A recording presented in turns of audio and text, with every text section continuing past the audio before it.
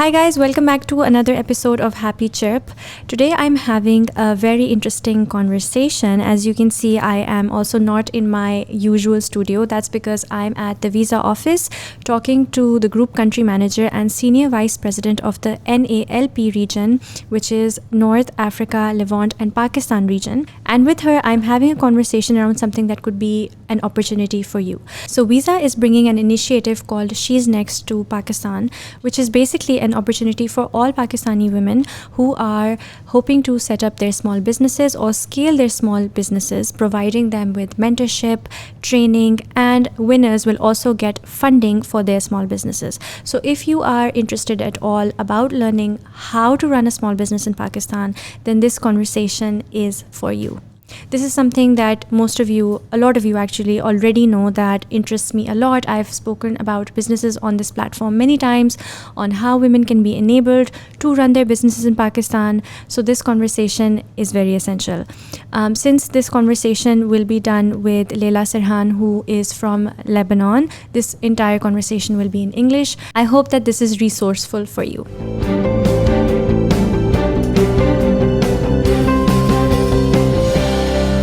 Leila, how are you? I'm good. Hi, Hamna. Thank you so much for making the time and doing this with me. I'm really happy to have you on my podcast. Thank you so much for having me. Yeah. So, before we begin talking about why I brought you here specifically, I just want to get to know you a little bit. Mm-hmm. So, tell me a bit about yourself. Where are you from? Well, I'm from Lebanon, originally. I was born in Lebanon, but actually raised outside of Lebanon. Okay. I was born when the civil war began, so my parents very quickly left the country. I lived in many places. So I lived in the Middle East, a little bit in the Gulf, and then moved to France, where I had most of my, I would say, middle school, high school studies. And then went back to Lebanon for my university studies. Yeah. Oh, so you've been around. Yes. It was, I changed many schools. It was not easy. When you change schools, change friends, it's always drama, specifically when you get to a certain age. I don't have this friend that I've been with from kindergarten until I graduated from school. But it was very enriching. Yeah, I can relate as well because my father, he was in the army, so we kept moving all the time, every 2 years. So I know what that's like. So can you tell me, do you think that sort of, although you keep uprooting yourself and making new friends and it has its challenges, but do you think that kind of sort of contributed to your personality in a good way? I think so. I'm a mom, so and I have 2 daughters, and I would love to give them the kind of experiences that I lived. Yeah. I think it helps build your resilience for sure, but also especially now that I'm in the professional world, that I work in an industry that is fast moving. Adaptability and agility are so important. Yeah. Are 2 very, very important characteristics that you need to develop and strengths that you need to develop. And I think my childhood actually helped me do this, be adaptable to changes, but also be agile and be able to quickly change course, change languages sometimes, the environment, your room, where your stuff is. I think adaptability and agility are definitely 2 very important things that I learned. Yeah. And when you went back to Lebanon for university, how was that going back to? Yeah. It was tough. It was tough because it was also, there was a language barrier, so I didn't speak my own language. So I had to learn my own language. It was reconnecting with the extended family, which is also tough when you are 17, 18 years old. Reconnecting with a culture that I have not grown up with, right?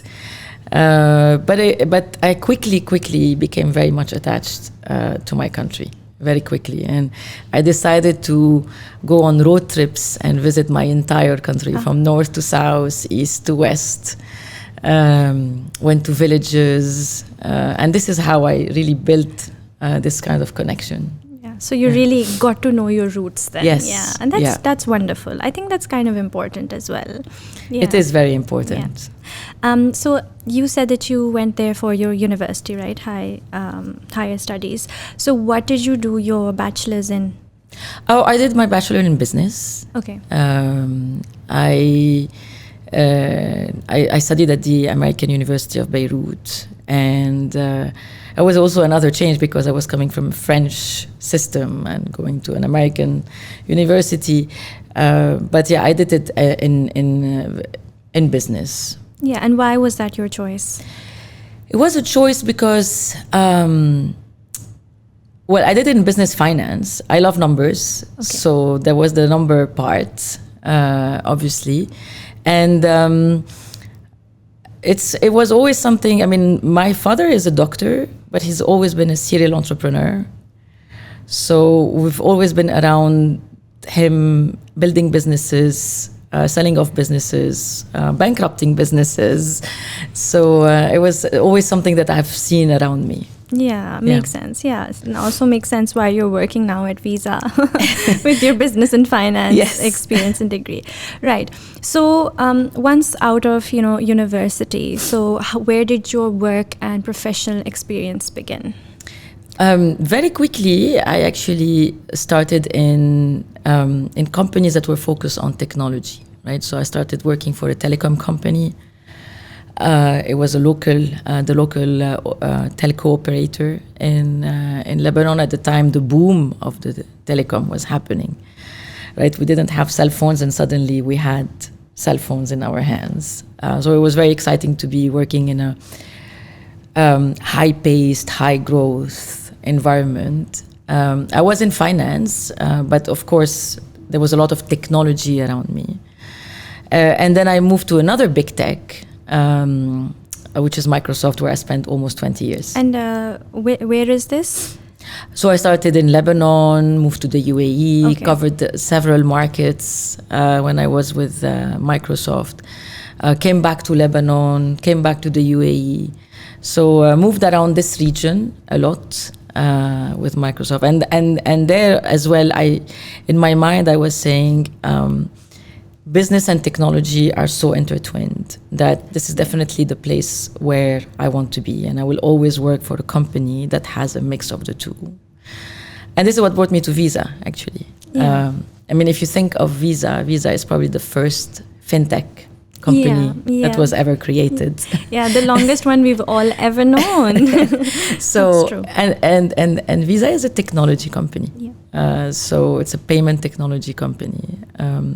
But there's a lot of business that happens behind this. Our clients are all in the financial services industry. So I think it was a good combination of my career culminating from my studies to the work I've done all the way to coming to a company like Visa. Yeah.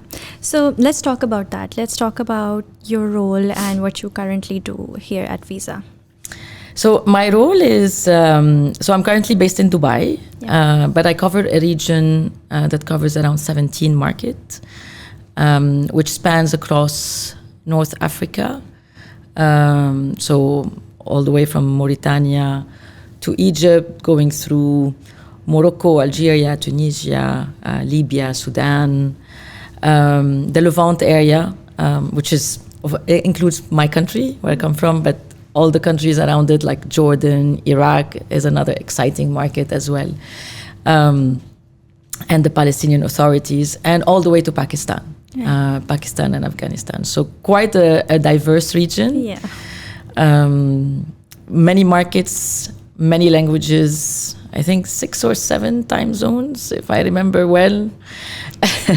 Depends if it's in the summer or the winter.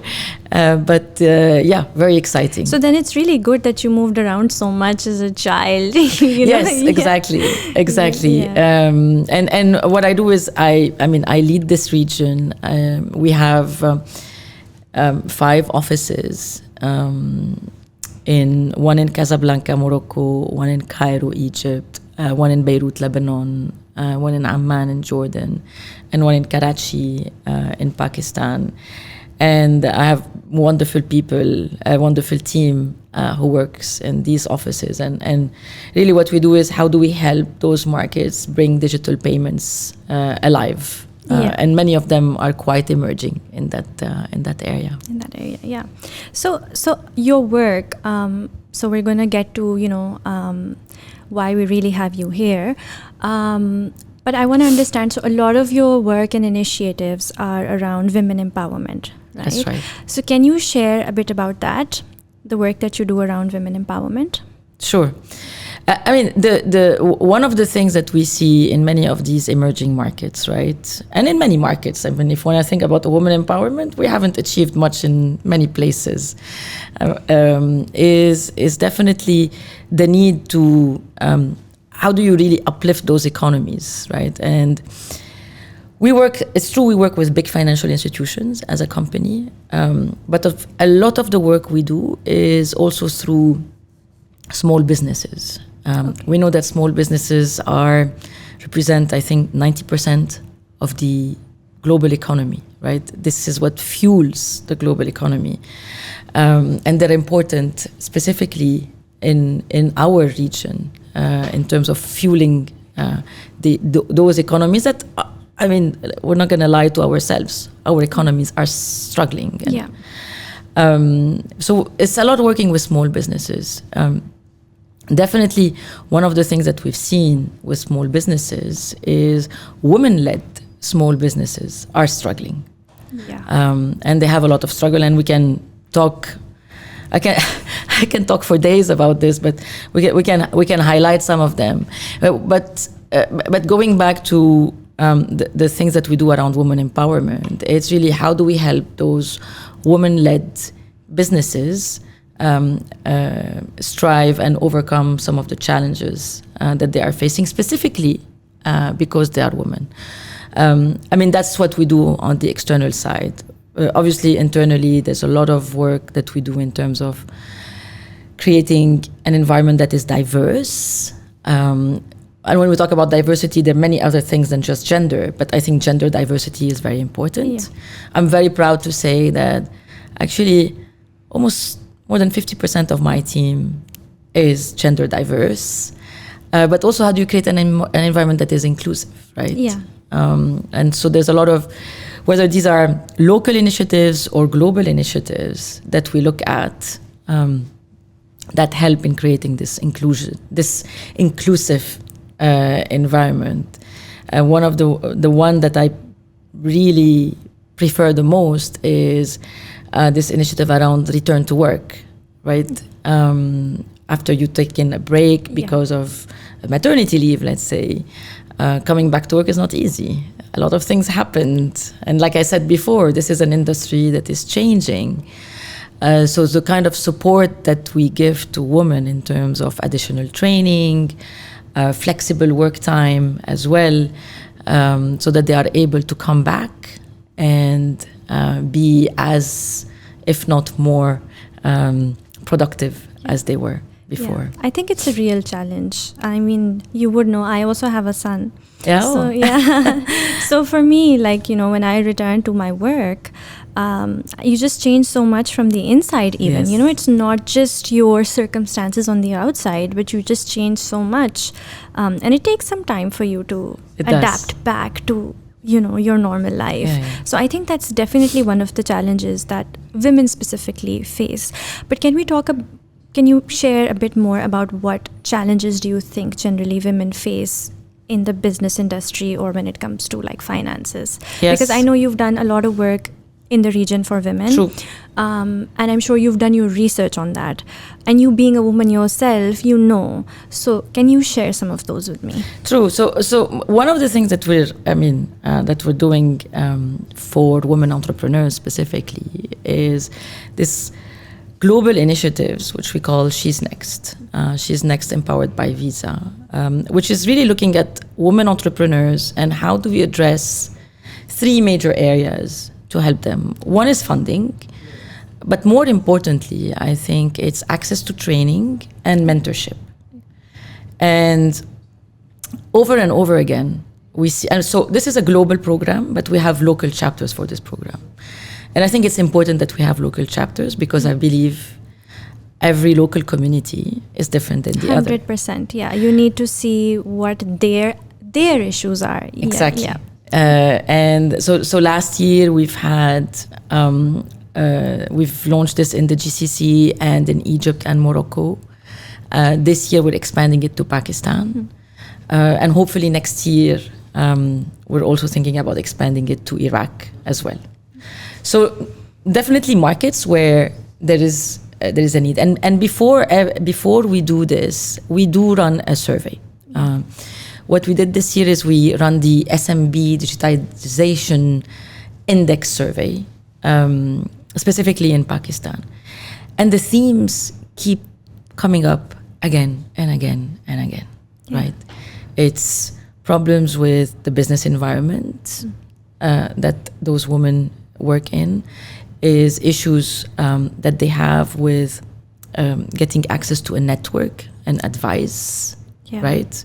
As a woman, much more difficult than in other circles, I would say. And thirdly, and obviously this was probably accentuated after the huge and the rapid drive of digitization that we've seen after the pandemic, is also being able to digitize their own businesses, right? Yes. So these themes keep on coming over and over again. And what we want to do through She's Next is actually how do we help them address these themes?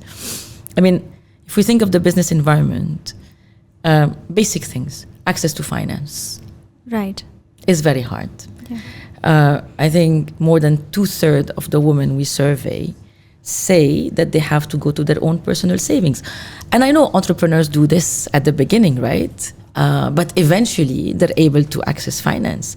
Eventually they're able to access the basic financial services than any financial institutions can give them.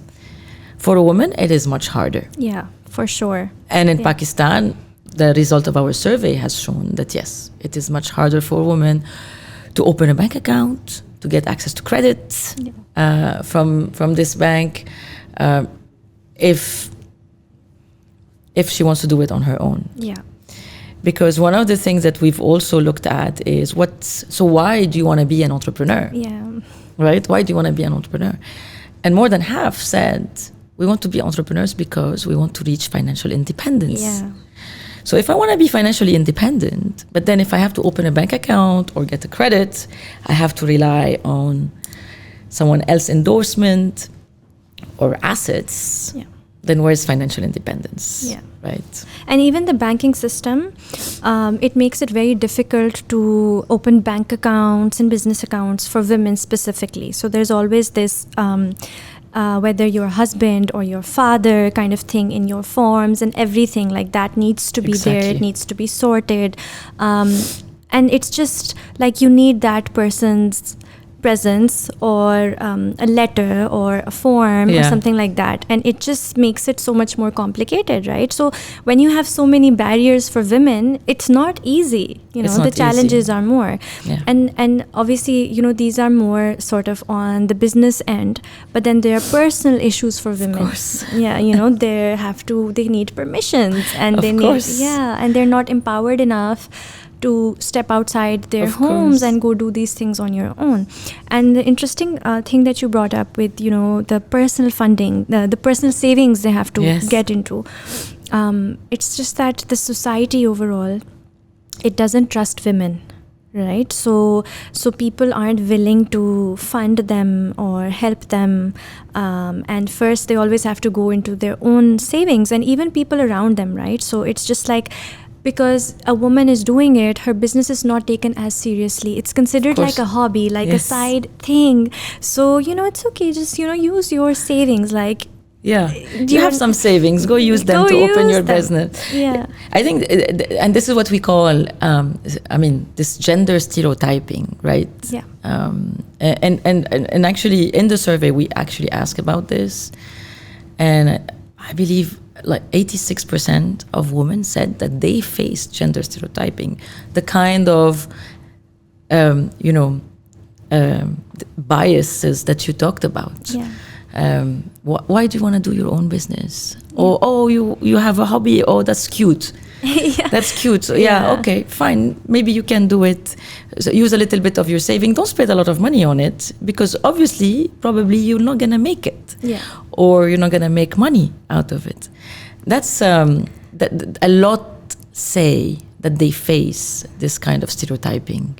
And that holds them back. So I think there's a lot of issues like that in Pakistan. And also, first you mentioned, the investment or the funding. And the other thing you mentioned was also guidance. Yes. Right? So there's a huge lack. Obviously, there are some people who are doing their best in giving that guidance to women, tailored to women for their issues. But, there are systems that are not in process. So, true. To be able to follow through that as well. So you need guidance that is specific to those systems, like how to make yourself go through the system being a woman. Exactly. So I think, those are important things to I think one of the things is what is good when you have a global program that comes locally, right, is you get access to a global network, right? And we run She's Next in so many countries. And throughout the years that we've been doing this, we've created a She's Next club. Right. And that She's Next club becomes kind of a reference for many of the women entrepreneurs that come on board She's Next. So in the She's Next club, there's, probably many online resources, but as we start building it year on year in a local market, then the local She's Next participants create this own club, and we help them do that. So this is the first year in Pakistan. Hopefully, the women entrepreneurs that are part of She's Next this year will create their own club and will help. And I love this multiplier effect. I think the network effect, specifically for women, is extremely, extremely powerful. I've been helped so many times in my life, in my career, by this network effect. I've seen the impact it can have on people. So this is also something that we definitely want to encourage. Okay. So can you tell me what exactly is in the She's Next program? So She's Next is, we're looking at many women-led businesses that are based in Pakistan. So it's very important that these are Pakistani businesses. It's very important that they are women-led. So it can be 2 or 3 co-founders, but we need to have a woman in there. So this is also very important. And so they apply. One of the things that we look at is through the applications, they are pitching their business, right? There's a funding that is granted. So hopefully you will have 5 winners. And I don't think the funding is the most important part. The funding is, each winner will get around $10,000, right? It's not a big amount. It's not a small amount. But I don't think the funding is the most important part. I think the important part is the training and mentorship that comes after this. Because, like I was saying, a lot of the recurring theme that we hear from women-led businesses is we need advice. We need access to advice. We need access to mentoring. We would love to hear from fellow entrepreneurs. So we partner with organizations that are going to provide, so we partner with Catalyst, that is going to provide a year-long mentorship program for the winners. Okay. And from what I heard from previous She's Next winners, they said that was just invaluable. It was probably the best thing that happened to them through this program, because it helped them develop more business plans, maybe help them in raising more funds, developing new business lines, looking at their revenue, looking at their marketing. And the other one is training, you know. And again, in the same spirit of receiving advice, a lot of the women-led businesses we talk to say they want to develop an online sales capability.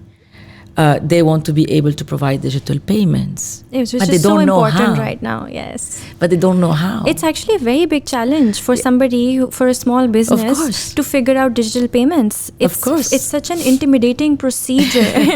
And probably you went through this yourself. I know very well. It's an intimidating procedure, you know. Yes. And for me, you know, I'm quite exposed. And even for me, it was a challenge, you know. So for somebody and there's a lot of people in Pakistan who have, you know, way less exposure than I do. I'm, you know, quite privileged. So for them, I can't imagine how intimidating and difficult it is, you know. It is. Yeah. Not only in Pakistan, in many places. But also how do they develop their digital marketing skills? How do they develop their online presence and things like that? So a lot of training is also provided. So it's like an overall business training. Exactly. Yeah. Overall business training, mentorship, very close mentorship, and funding, of course. And there's obviously the power of being part of a global network. Yeah, I think that's a very big advantage. Yes. One of the things that we've seen with previous winners of She's Next is, one of them, I've actually become very close to her, even personally. Mm-hmm. She's a young lady in Morocco. She won last year. And she has this website where she brings together, she aggregates, the handcraft is a very important industry in Morocco. It's a very big industry. There's actually the Ministry of Tourism is the Ministry of Tourism, Arts and Handicraft over there. So it's quite organized, but it doesn't really have all the tools it needs to expand. So she aggregates all of their goods and sell them online to Moroccan and non-Moroccans outside. And you will see in so many places Moroccan handicraft being sold. So she had them sell online. That's what she does. And we've been working very closely with her, not only because she won, yes, but then we've expanded our partnership with her. So one of the things that we're doing with her is how do we bring more training to more women in the handicraft industry? Oh, that's interesting. Yes. So around practical business skills. So we're developing this with her, and because she goes around the country, so she's able to bring trainers, to bring all of those women in a room, and we give them those trainings. So we use her to deliver this kind of social impact work that we want to do. We've been also working in putting her in touch with big retailers, global retailers that are able to take on some of those products. So we really worked.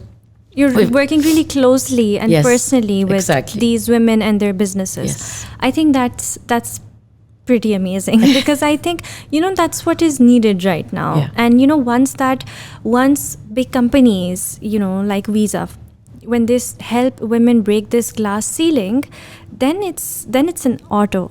Then it starts the wheel starts to run.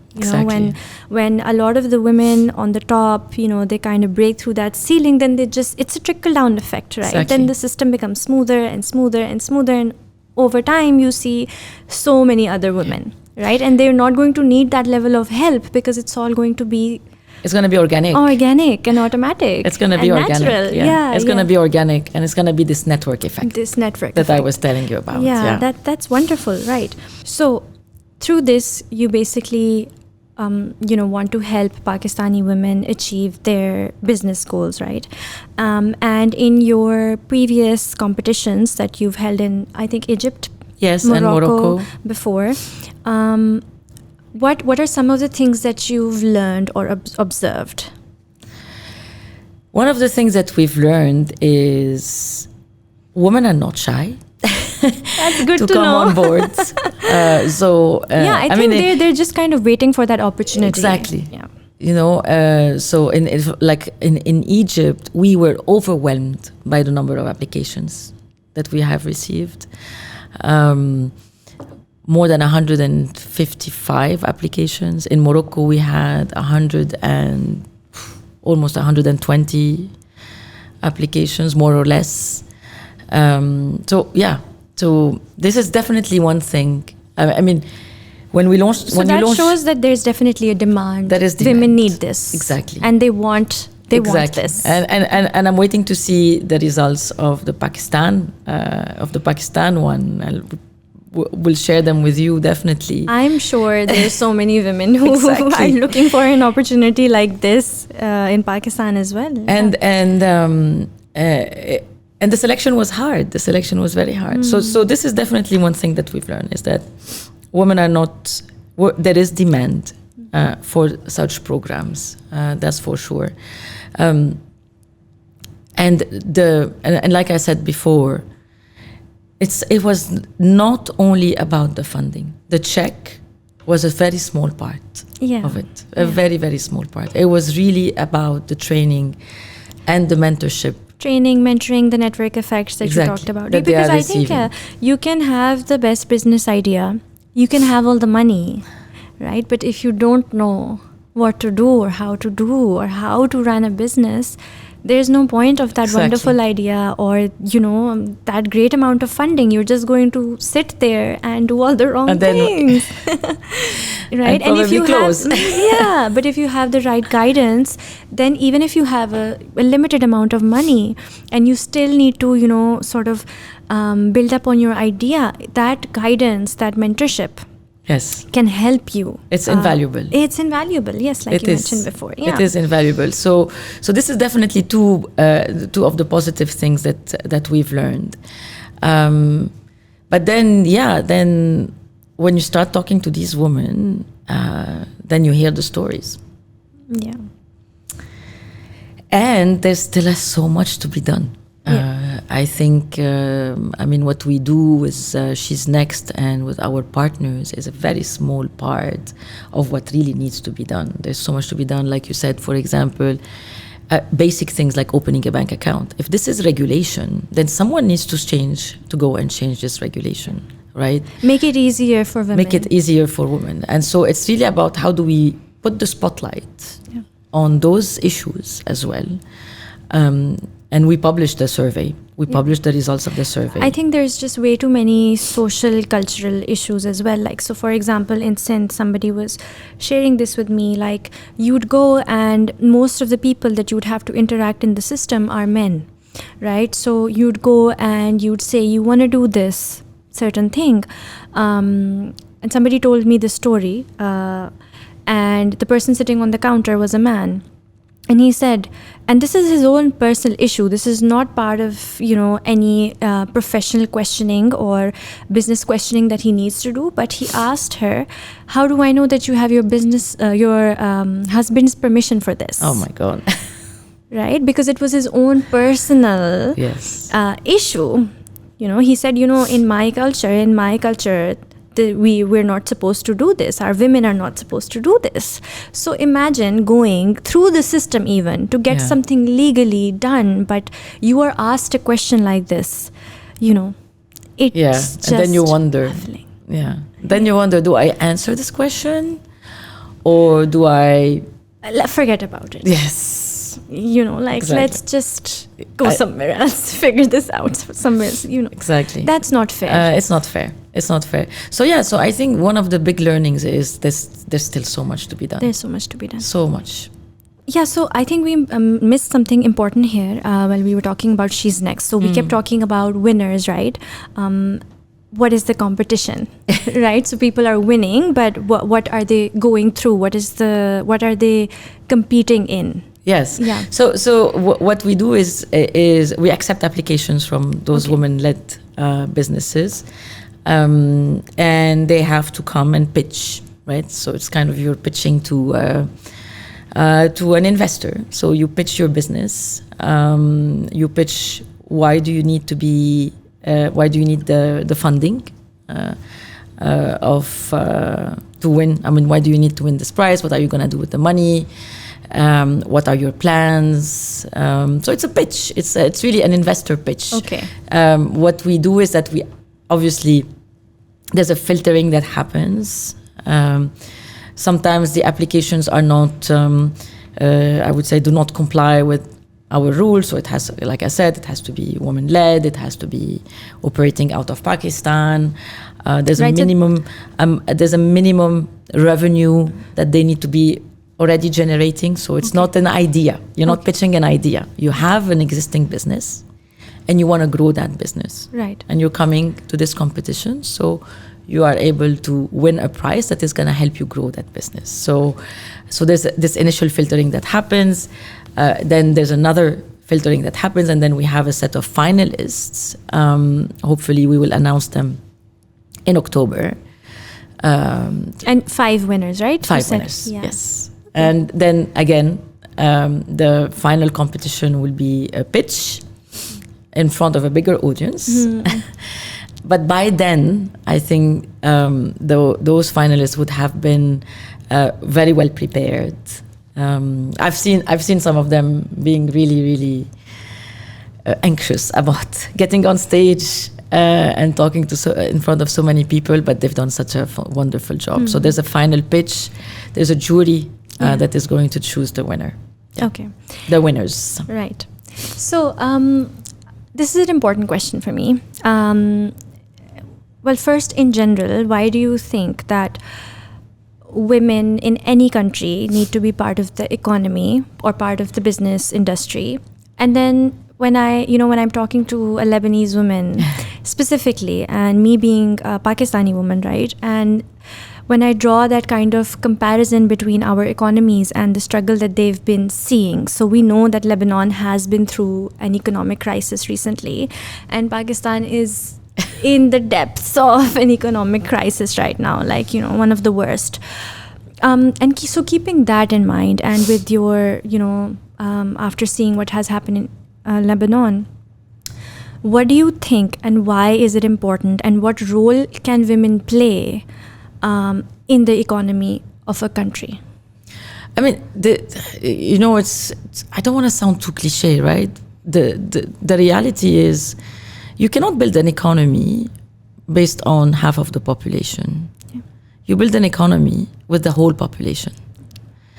And and at the end of the day, you're a mother of a boy, I'm a mother of 2 girls. We owe it to them to actually be productive. We owe it to them. And productivity in an economy is so important. Whether a woman creates her own business or works or has a paying job, because we all have a job that's non-paying, but that she has a paying job is very, very important to uplift this economy. Just think of the contribution to the GDP if you had more people working. Right. The reality is, a lot of those people who are not working today are minorities or people who have, who are part of a certain minority, right? And we call women a minority. Right. So imagine if you have more people productive. That's going to just help the economy grow. So it's just, I don't want to sound cliche, but it just makes sense. It just makes sense. It just makes sense for having this segment of the society being more productive. I think that's definitely one thing that can come to my mind.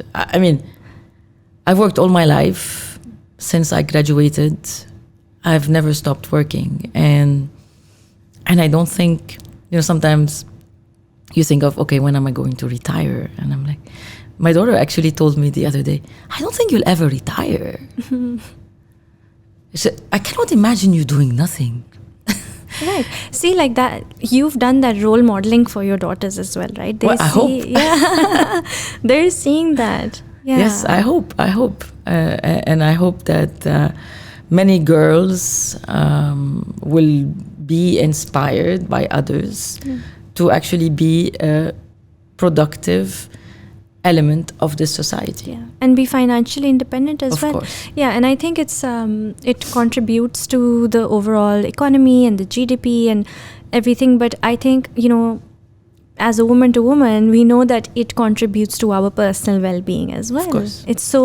It's essential. It solves so many problems as well. It solves a lot of problems. I think we see a lot of societal problems today that happen because women are not financially independent. Yeah. Right? We hear a lot of struggles of women that face domestic abuse or domestic violence. That's another big issue. Okay, I want to ask, you mentioned, issues for women in Lebanon, like there's domestic violence. Growing up, well, you grew up in a lot of other places as well, but let's talk about generally in your life experience and in all the cultures that you sort of absorbed. Yeah. Did you feel that in most of these places, there was, like, women had serious challenges? So what I mean to ask is, because I know about Pakistan, like I know the challenges that we have, but for us, we tend to think that outside of Pakistan it's much better, like women don't have a lot of challenges. What do you think about that? Like, in your surveys, did you think that the situation is a bit different in Pakistan? Is it worse, or was it similar to what you see for women in Egypt, Morocco, Lebanon? It's very similar. It is very similar. I think when I think of the recurring themes that I talk to you about, they are the same. I mean, access to finance is an issue. Gender stereotyping is another issue, for sure. Being able to access a network and getting mentorship and advice, talking to other fellow entrepreneurs, is also is a need. I think in certain places I've seen this quite developed. So, for example, in Lebanon, I'm part of the Lebanese League for Women in Business, which has been a fantastic network. And when I was telling you, I know the power of network. Yeah. And I've seen the power of other women uplifting women. So I think that yes, very valid. This is so these kind of networks are probably more developed in certain places than others. What you need is a group of few strong leaders who believe that they can contribute back, right, to their community, and this is what happened in Lebanon. I've seen them really lifting up so many other women. We've organized job fairs. We've found jobs, or even for many of the freelancers, because a lot of the women are also freelancers. Yeah. Right. Yeah. For many of the freelancers, we find them projects. So helping them find jobs, projects, but also putting them in the spotlight. Celebrating them is also very important, because you want to inspire others, and also inspiring little girls. Yeah. And I think a lot of the work that we do through schools is also very important. Okay. Right. We also do this at Visa. We also try to go to schools and tell boys and girls about financial independence, about practical money skills, right? I mean, what is it to have credit? What does it mean to save? I think this is incredible. Yeah. And a lot of studies have shown, I mean, I remember I've read a study that was done in the UK that has shown that kids, 75% of men or women who have received some kind of financial education as a kid earn 40% more. Yeah, I'm sure. Kind of, it obviously makes sense, right? When you have more financial literacy from the start, you're able to understand money and just generally economy better. Like, even grown-up adults right now, and I've seen that in Pakistan, do not understand the basics of economy and money, right? So they'll just be living their life, just living, not understanding what they're doing with their money. And generally, this is a bit, different, but your relationship with money and finances, the way that it has built and formed in your early years, it affects your entire life. If you've grown up having a very bad relationship with money, it's going to affect you as an adult. It's going to be there in your subconscious mind. So it's so important to build that healthy relationship with finances and money from the start. Yes. And just this fear of numbers and, it's very much there. So I think from childhood, if that support is offered, especially I think from parents, I think parents play a huge role in the kind of relationship they build, with money for their children. I think that's a very big thing. So I think it's pretty amazing that, you're going down to schools and doing that. So obviously, we diverted a little bit from your question, but and again, it goes back to the fact that you create those networks, those local networks, right, that address a specific segment of the community or the society, whether it's women or kids or. And it can be both, by the way, so women and girls. I used to do a lot around technology for girls and go and preach technology and encourage girls to go into STEAM subjects. Yeah. Now it's STEAM. Now it's STEAM. At my time, it was STEM. But because it's well known that girls between the age of 8 and 11 lose interest in those subjects.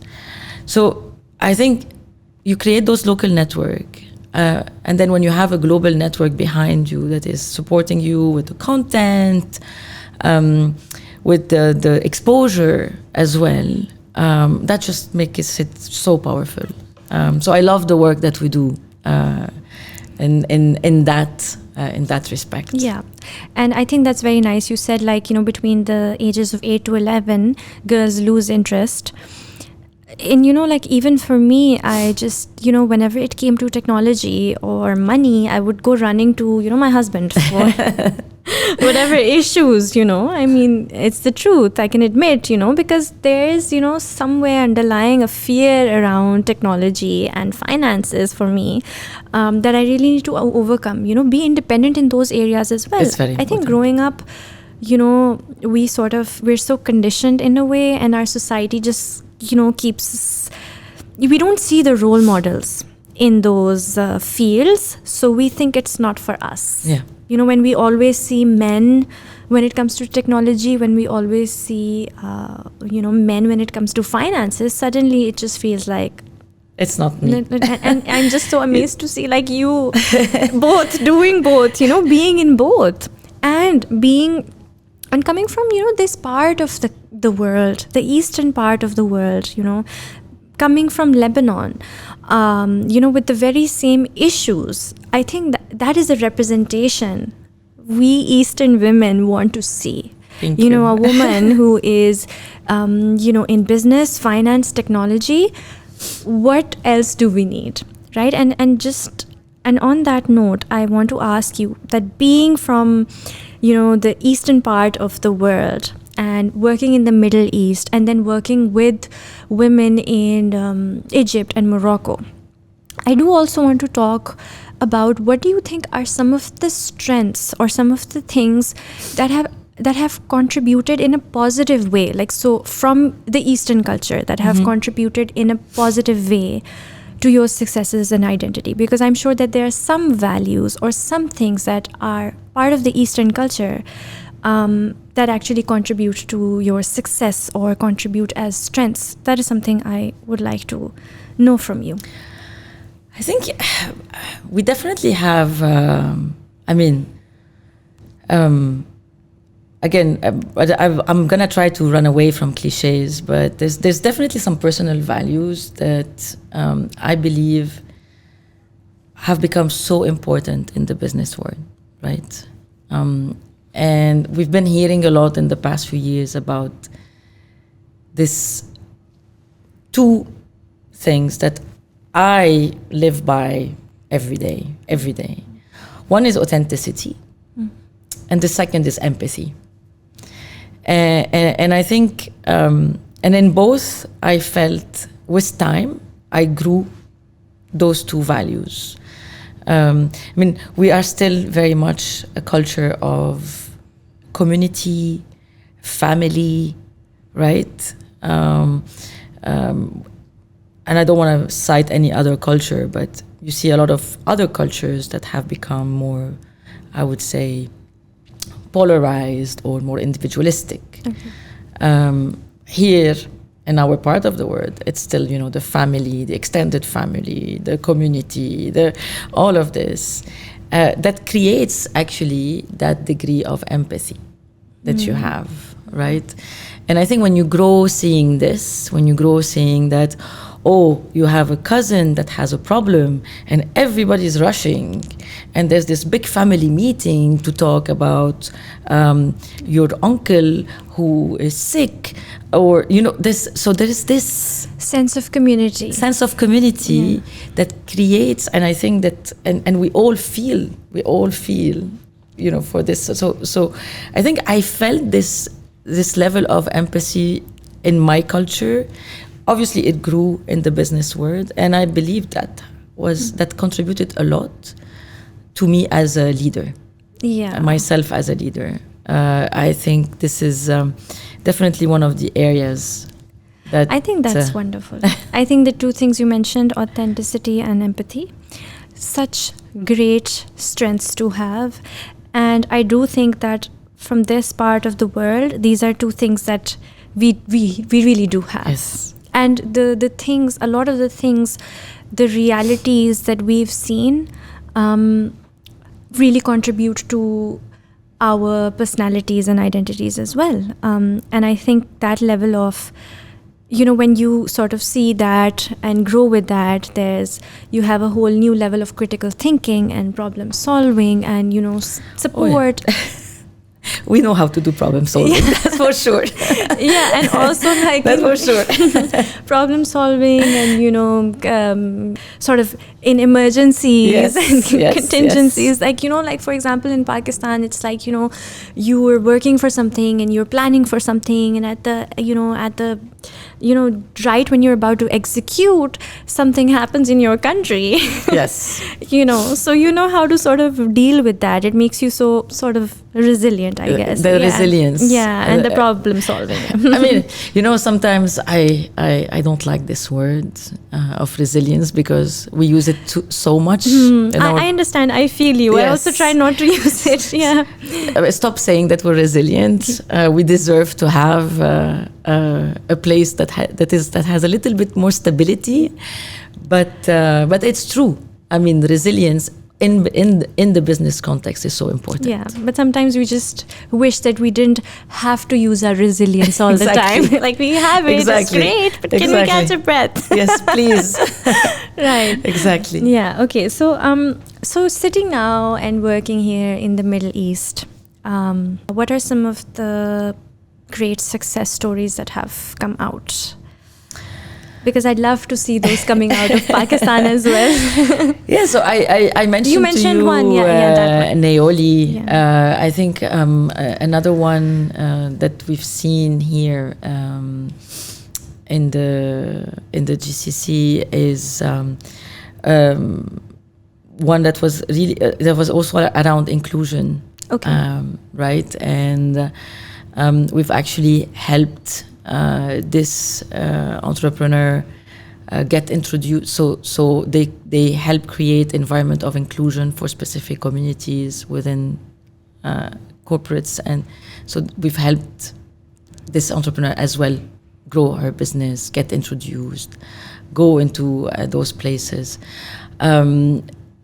I've seen in Canada, for example, the She's Nets Club has grown so big today that we've seen in this club is like digital online.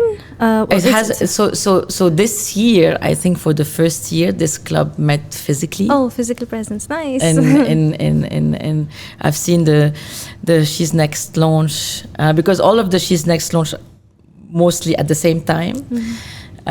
So I've seen the Canada one was a little bit earlier than the Middle East and then our region. So I've seen the She's Next launch.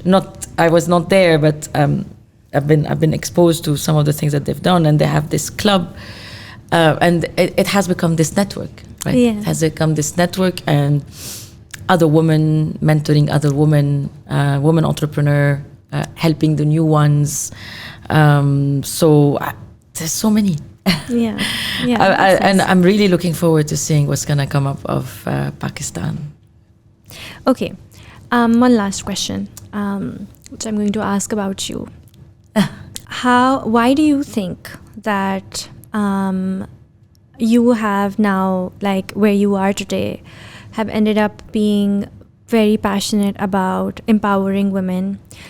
And can you identify maybe things from your own life, growing up or working and everything, that have contributed to you becoming as such an empowered woman, working in areas that are so intimidating for women? And I want to understand how your life has shaped you into this empowered woman. Like, what are some of the things that you think played a key role? I think one of the things we've been talking about, you and I, is definitely this concept of financial independence. I think it grew in my mind from a very young age. My father used to always tell me, you have to think about being your own person. So I have a father who's very. I was lucky because he was very forward-looking. He was tough, but he was forward-looking. He still is. And he would always tell me, you have to be financially independent. You have to think how you become a person of your own. Being a person of your own means many things. One of them is being financially independent. And to be financially independent, these are the things that you need to do. So there was this mantra in my mind. There were specific points in my life where I felt there were turning points.